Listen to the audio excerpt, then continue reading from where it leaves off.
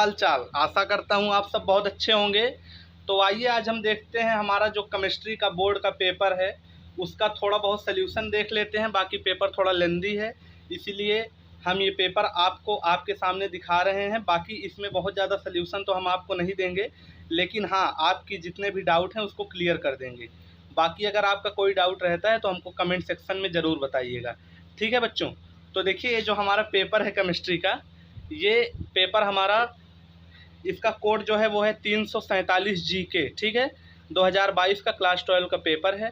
बाकी आइए देखते हैं। तो इसमें बोर्ड के द्वारा कुछ इंस्ट्रक्शन दिए ही जाते हैं, जैसे all questions are compulsory, mark allotted to each question are given in the margin, कि जितने क्वेश्चन हैं उनको करना अनिवार्य है और सारे क्वेश्चन के जो नंबर्स हैं उनके सामने दिए गए हैं, ठीक है। अगला पेज देखिए बच्चों। तो अगला पेज अभी आपके सामने ओपन हो रहा है।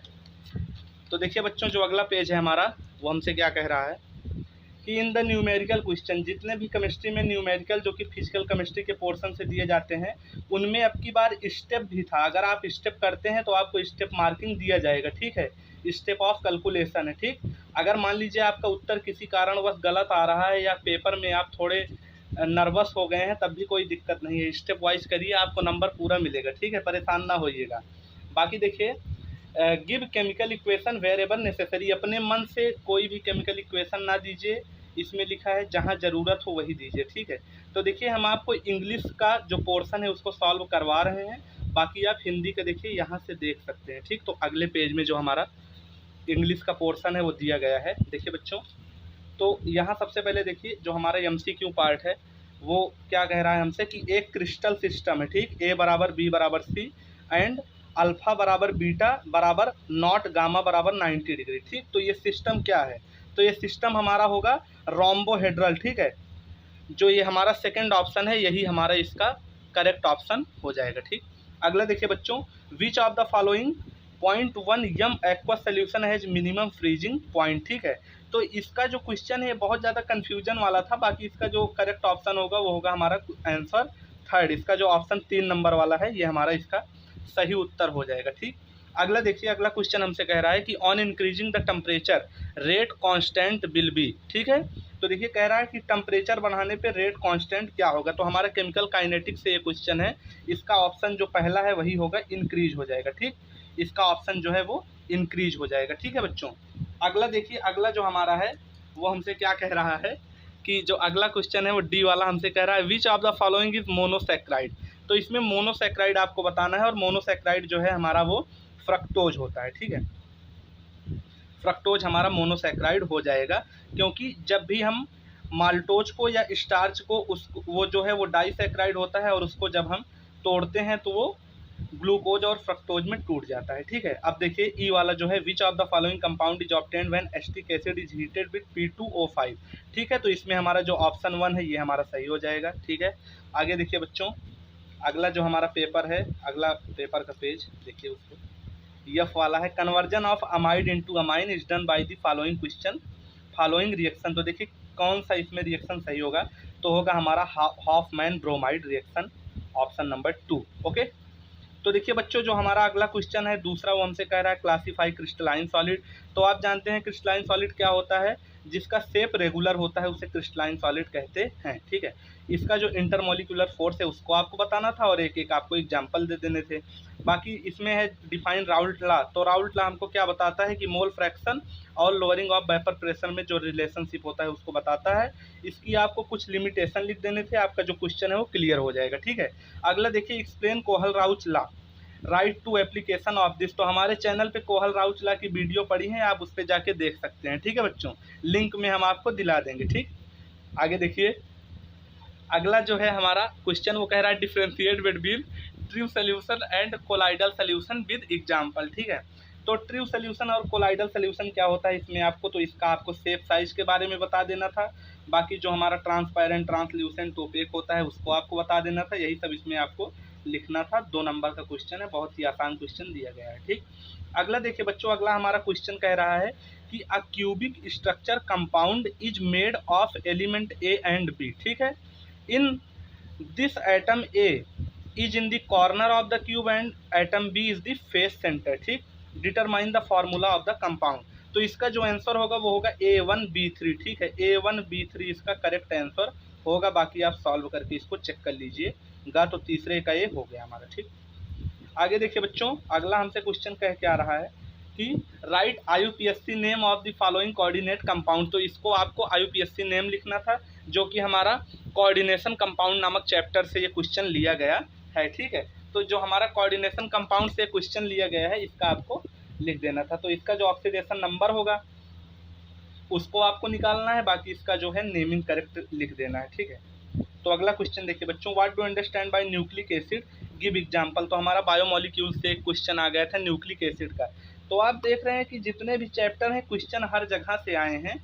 जो आपका 30% लेस है वही छोड़ के बाकी आपको हर जगह से, ये जरूरी नहीं है कि एक ही चैप्टर से आपको क्वेश्चन भर भर के मिले, हर जगह से क्वेश्चन बराबर मात्रा में आए हैं, ठीक है। तो अगर आपकी तैयारी बेहतरीन रही होगी तो आपको नंबर भी बेहतरीन जरूर मिलेगा, ठीक।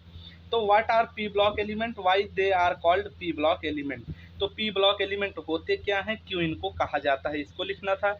तो पी ब्लॉक आप जानते ही हैं 13 नंबर ग्रुप से लेकर 18 नंबर ग्रुप तक पी ब्लॉक हमारा होता है पीरियोडिक टेबल में। इसमें हैलोजन होते हैं, नॉन मेटल मेटल सब आ जाते हैं, यही सब आपको लिख देना था। उसमें बहुत ज़्यादा सोचना है नहीं, इसमें समझ रहे हैं ना। तो आगे देखिए, जो हमारा चौथा क्वेश्चन है वो हमसे कह क्या रहा है कि write Nernst equation and calculate EMF of following cell at 298 degree Kelvin, ठीक है। तो ये क्वेश्चन पहले हमको नस्ट इक्वेशन, अगर आप इसमें नस्ट इक्वेशन दे देंगे तो आपको एक नंबर तो वैसे ही मिल जाएगा उसके फार्मूले से, इतना भयंकर तो उसका फार्मूला है।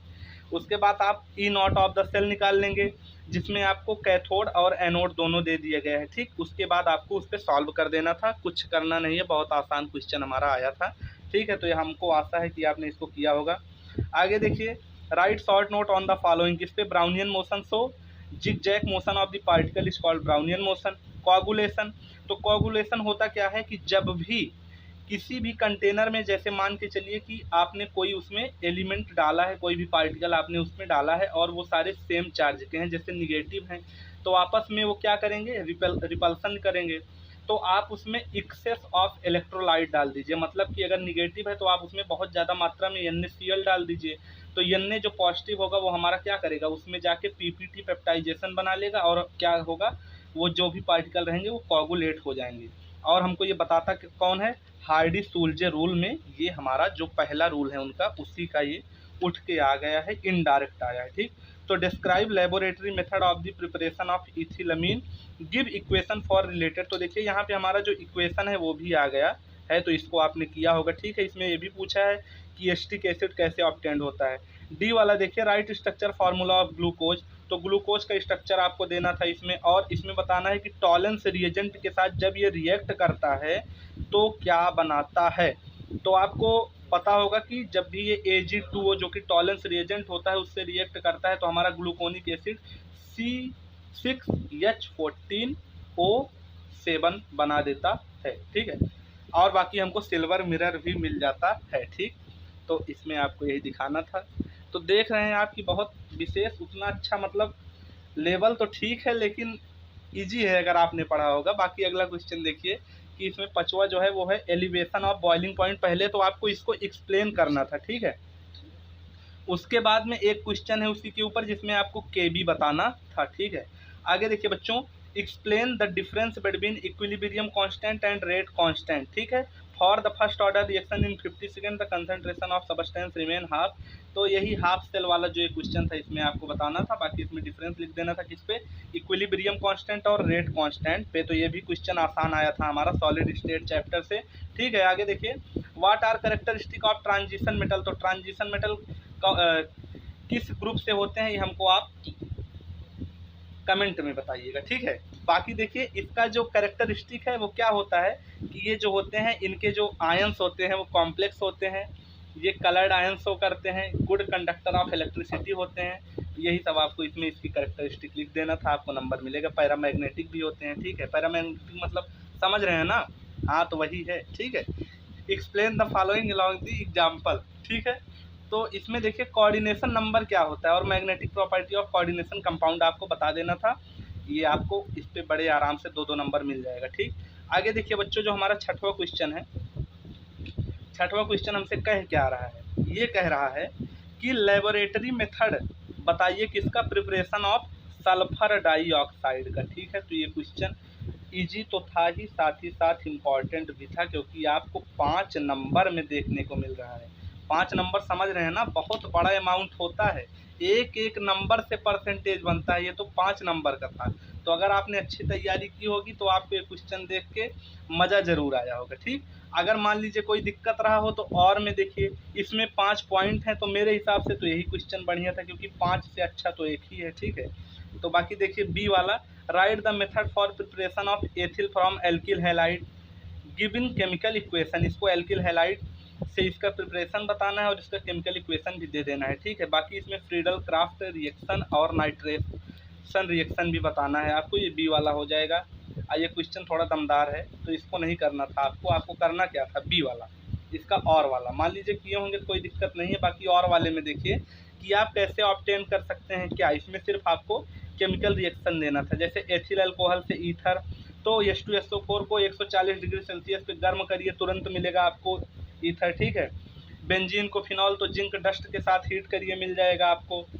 इथिन फ्रॉम इथेनॉल है। ठीक है, पिक्रिक एसिड फ्रॉम फिनॉल है, एसीटोन फ्रॉम आइसोप्रोपिल अल्कोहल है। तो ये तीनों 5 क्वेश्चन आपको एक एक नंबर के, सिर्फ आपको इसमें केमिकल इक्वेशन दे देना था, बाकी कुछ करना नहीं है। 7वां देखिए, 7वां क्वेश्चन और हमारा पेपर का लास्ट क्वेश्चन है कि what are electrophilic substitution reaction, write electrophilic chemical equation and for halogenation nitration sulphonation of chlorobenzene. तो ये क्वेश्चन ये है आपका, अगर ये आप किए होंगे तो। बाकी अगर आपका अगला जो है वो है कि क्या होगा, व्हाट हैपन्स व्हेन, तो इसमें आपको कुछ केमिकल रिएक्शन देने थे, जैसे ये 5 क्वेश्चन था आपको और में, वैसे यहाँ भी 5 क्वेश्चन आपको देखने को मिल रहा है। ठीक है बच्चों, तो देखिए जो हमारे ये 5 क्वेश्चन देखने को मिल रहा है, ये हमसे कह क्या रहा है कि पहला देखिए, पहला वाला जो है हमारा कि ethyl bromide react with sodium ethoxide. ठीक है, तो ये देखिए, बाकी इसमें जो है दूसरा chlorobenzene react with nitric acid है, क्या होगा।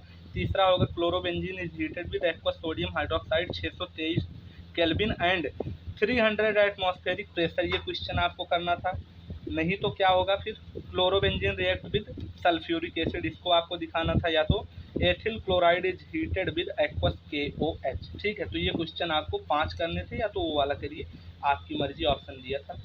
ठीक है, तो आगे देखिए बच्चों, ये जो हमारा है बी वाला, write two chemical method for preparation of aldehyde giving chemical equation and also write its chemical reaction with Tollen reagent and Fehling reagent. या तो एक्सप्लेन कर देना था कैनिजारो रिएक्शन, जो कि बहुत ईजी और मोस्ट